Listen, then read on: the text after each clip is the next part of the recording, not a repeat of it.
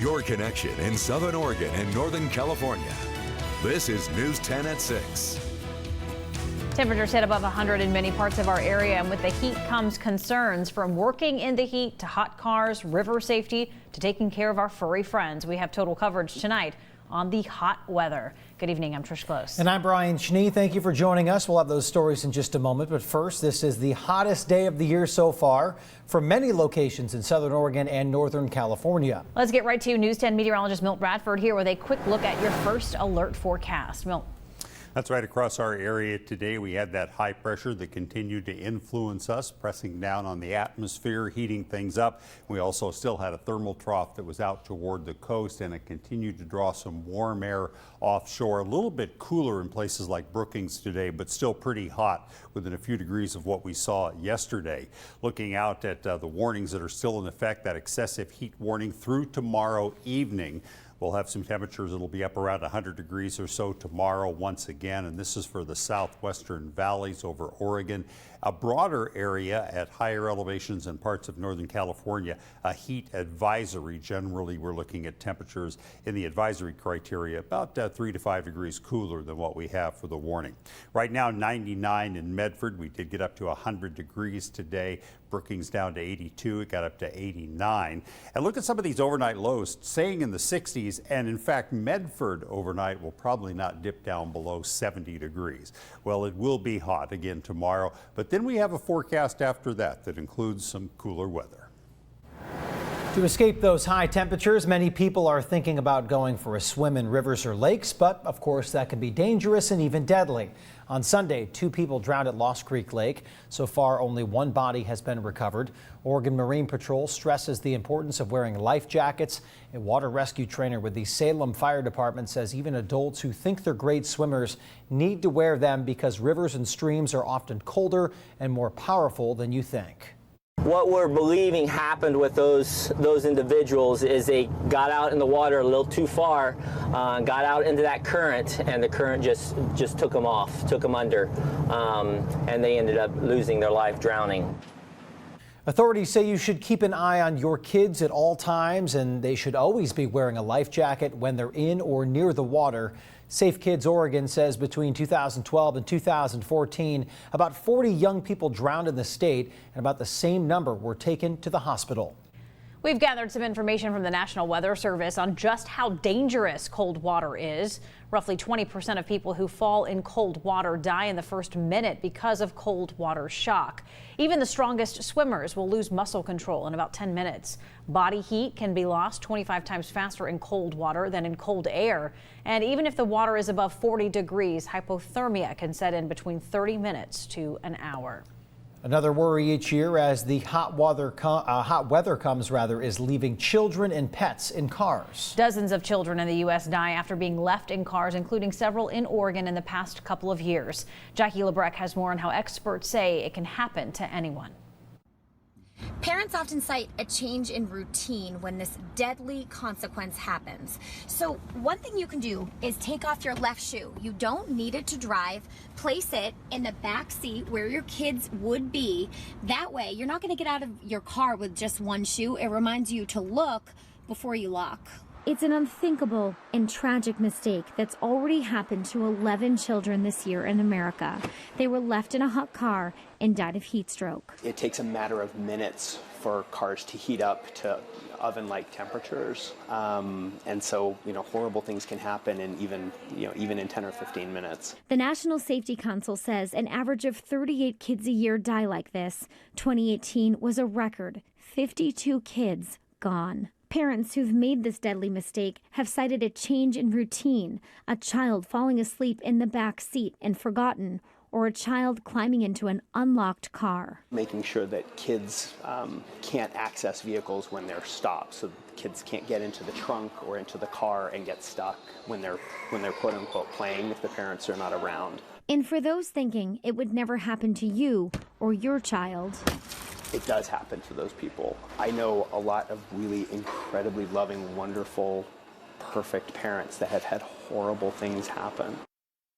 In Oregon, it is legal for someone to break a window if they believe a life is in danger because of hot temperatures in a car, but you should always call 911 first in any of those situations.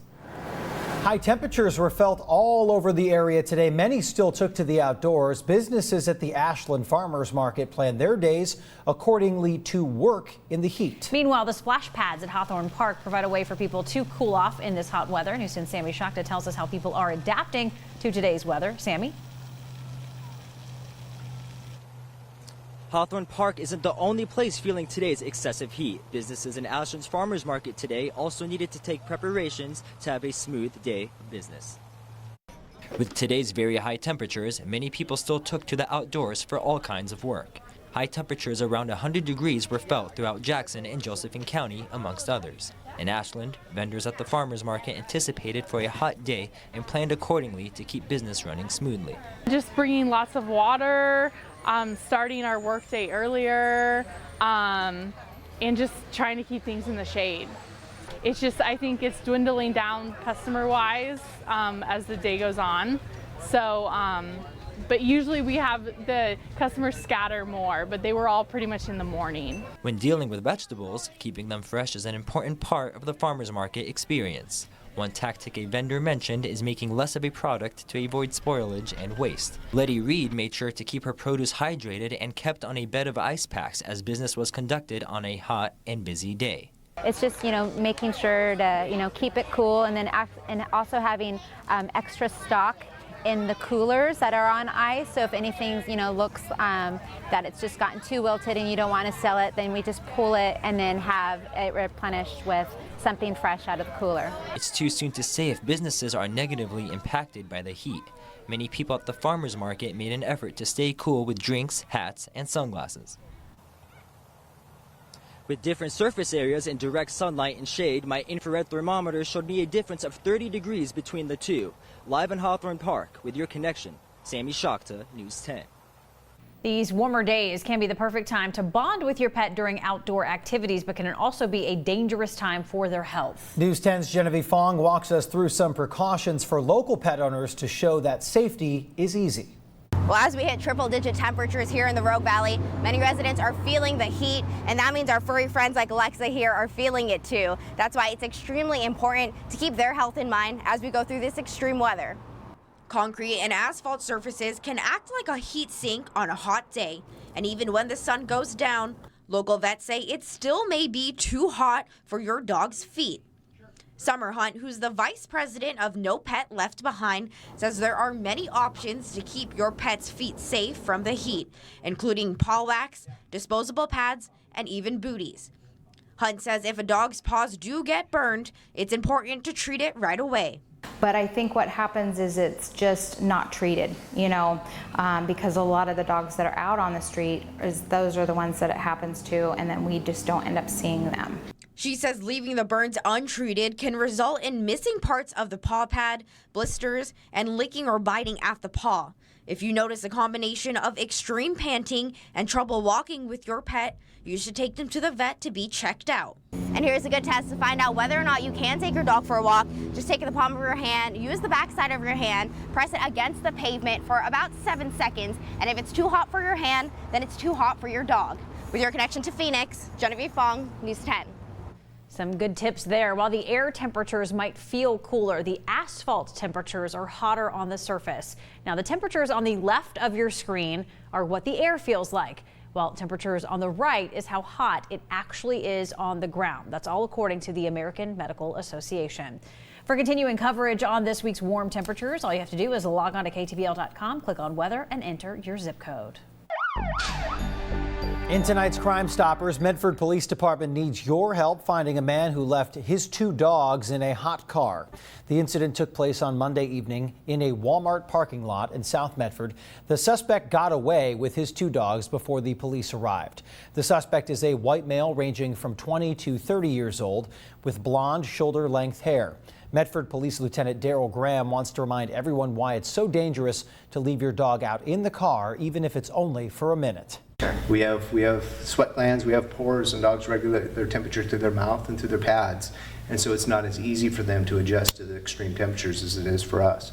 Just caution you to don't leave your dogs in the hot locked cars over the summer. If you have to be out and about during a hot day, Medford Police Department advises you to leave your pet at home. Tonight's case number is today's date, 06-11-19. If you have any information on the suspect in this crime, you can call or text Crime Stoppers at the number on your screen. Depending on the case and information given, Rogue Credit Union will pay up to $1,000 for information leading to an arrest and the filing of charges. As always, you can remain anonymous. As we know, fire season has officially started and new recruits are doing everything they can to prepare. Oregon Department of Forestry's seasonal firefighters start their training this week. Roughly 50 candidates are participating, and for some, this is their first exposure to firefighting techniques and procedures. The first 2 days are classroom training, so we're in there with some instructors who have been out on the fire lines for 20 years. We have some books, and we're just going through those things, watching some videos. On Thursday and Friday, they're going to get out in the field and actually do some of these techniques that they're learning and get some hands-on experience. Training will conclude at the end of the week, and firefighters will be awarded a certificate and be ready to take on fire season on the front lines. I'm James Rosen on Capitol Hill, where a Democratic senator from one of the great American Rust Belt states criticized the Trump administration today for not doing enough to help American workers survive the rise of the robots. What it means for you, straight ahead. Mainly dry weather will continue in our extended outlook. Later, we'll take a closer look at where we might see a few isolated showers and thunderstorms for tomorrow. You are watching News 10 at 6 with Trish Close, Brian Schnee, and meteorologist Milt Radford. Your connection. This is News 10 at 6.